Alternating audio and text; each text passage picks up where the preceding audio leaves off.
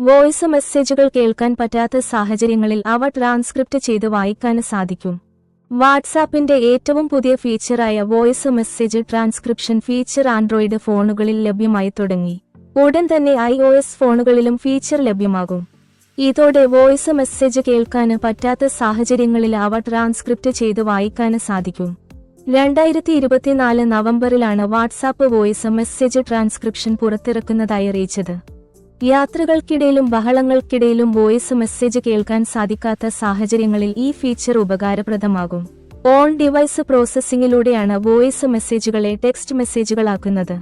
ഈ വിവരങ്ങളെല്ലാം സുരക്ഷിതമായിരിക്കുമെന്നും യാതൊരു വിവരവും തങ്ങൾ ശേഖരിക്കില്ലെന്നും വാട്സാപ്പ് തന്നെ പറയുന്നുണ്ട്. ഇംഗ്ലീഷ്, സ്പാനിഷ്, പോർച്ചുഗീസ്, റഷ്യൻ എന്നീ ഭാഷകളിലാണ് നിലവിൽ ട്രാൻസ്ക്രിപ്റ്റ് സംവിധാനമുള്ളത്. ഹിന്ദിയോ മറ്റ് ഇന്ത്യൻ പ്രാദേശിക ഭാഷകളോ നിലവിൽ ലഭ്യമല്ല. വോയിസ് ടെക്സ്റ്റാക്കി മാറ്റാൻ വാട്സാപ്പിലെ സെറ്റിംഗ്സിൽ മാറ്റം വരുത്തണം. ഇതിനായി വാട്സാപ്പ് സെറ്റിംഗ്സ് തുറന്ന് ചാറ്റ്സിൽ ടാപ്പ് ചെയ്യുക. തുടർന്ന് താഴേക്ക് സ്ക്രോൾ ചെയ്ത് വോയിസ് മെസ്സേജ് ട്രാൻസ്ക്രിപ്റ്റ് എന്ന ഓപ്ഷൻ ടാഗിൾ ചെയ്യുക. ഇപ്പോൾ കാണിക്കുന്ന ഓപ്ഷനുകളിൽ നിന്ന് നിങ്ങൾക്ക് ഇഷ്ടപ്പെട്ട ഭാഷ തിരഞ്ഞെടുക്കാം. Hi Salman, how are you?